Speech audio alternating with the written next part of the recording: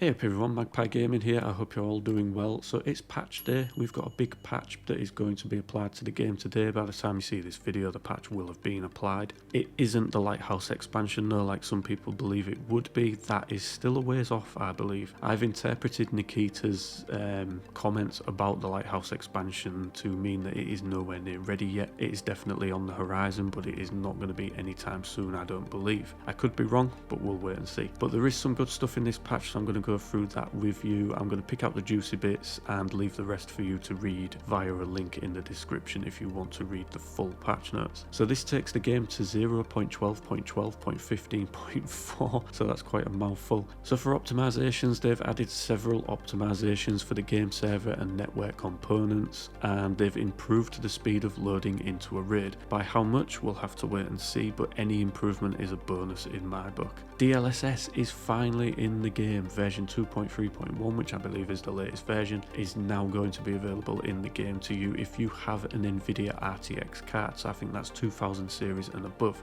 I'm going to do a completely separate video on DLSS though, so I'm not going to go into it too deep into this. All I will say is that you need to be really pushing your graphics cards to sort of see any kind of performance boost from DLSS. So if you're using 2K or 4K, if you whack your settings up higher, you might actually see a better performance boost when switching DLSS on. So for things that have been added into the game, they've added auxiliary tools in. These are tools that you use for crafting, and they will be returned to you once you've finished a craft. So in the recent podcast, Nikita showed that things like the sewing kit and screwdrivers would come back to you when they've been used in raid. Now whether these have a durability ban in them, I'm not sure. Whether a sewing kit now has unlimited uses or just a certain amount of uses, I would assume that it's just going to have a certain amount of uses. We'll have to wait and see. We don't really have any details on that just yet. They've added weapon and armor repair kits. These are only found in raid and can only be used out of raid. You can't use them whilst you're in a raid, but the effectiveness of them will be linked to weapon maintenance and intelligence skills, so the higher that you have those, the more effective they will be. I think they can only be found in raid right now, but I reckon the ability to craft them will be added at some point. We've got a new revolver added into the game. We've got two versions of it this time. We've got the Rhino 200DS chambered in 19mm and the Rhino 50DS chambered in .357 Magnum. That's also brought in 4 new ammo types into the game. These are all 357 Magnum types, so we've got Magnum Soft Point, Magnum JHP, Magnum Hollow Point and Magnum Full Metal Jacket. And Battlestate say that in the near future we'll have 2 more versions of that gun added to the game, the .40 SW and the 9x21 ITA. And they've also added the leveling for revolver mastering to go along with this gun. They've also added the ability to replace operational tasks, so your weekly and daily tasks, you can now re-roll them for a cost, though it is going to cost you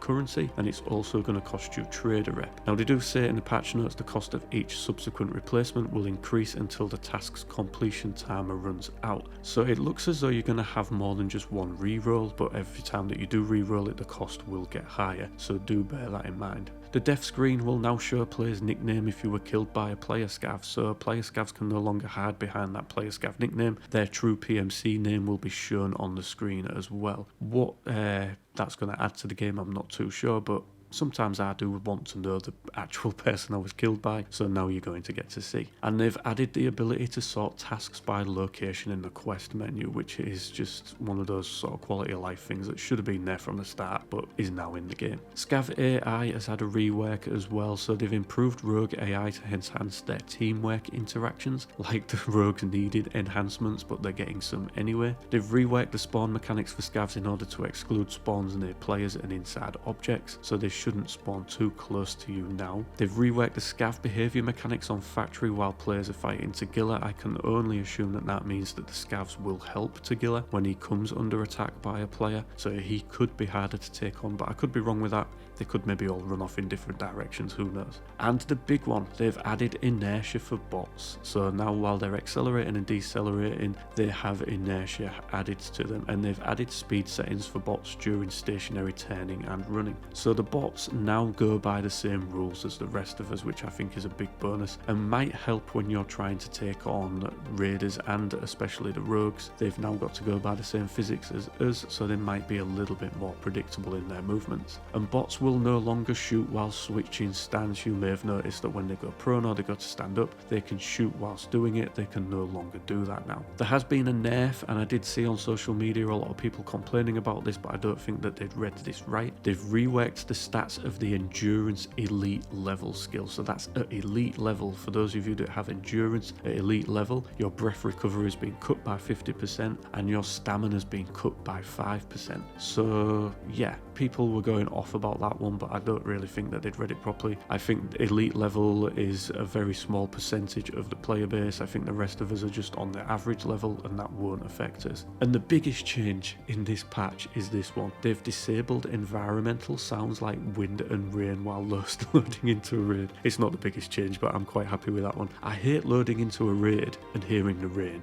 It really puts me off that raid. At least now I won't know whether it's raining or not until I'm actually in the raid. So I'm going to save myself around a minute or so of moaning about it raining before I go into the raid. But yeah, those are the juicy bits of the patch notes, ladies and gentlemen, that I've picked out what I think is most sort of important to the average player out there. Obviously there is lots more in those patch notes. I will link those down below for you to go and read. There's a lot of fixes to the game. I haven't gone into any of those though, because I just don't see them being as very consequential to the vast majority of us. But like I say, if you want to know them, go and read them. And that is it for this video, ladies and gentlemen. As always, thank you very much for watching and listening. Don't forget to like, share and subscribe. Stay safe, and I will catch you in the next one. Take care.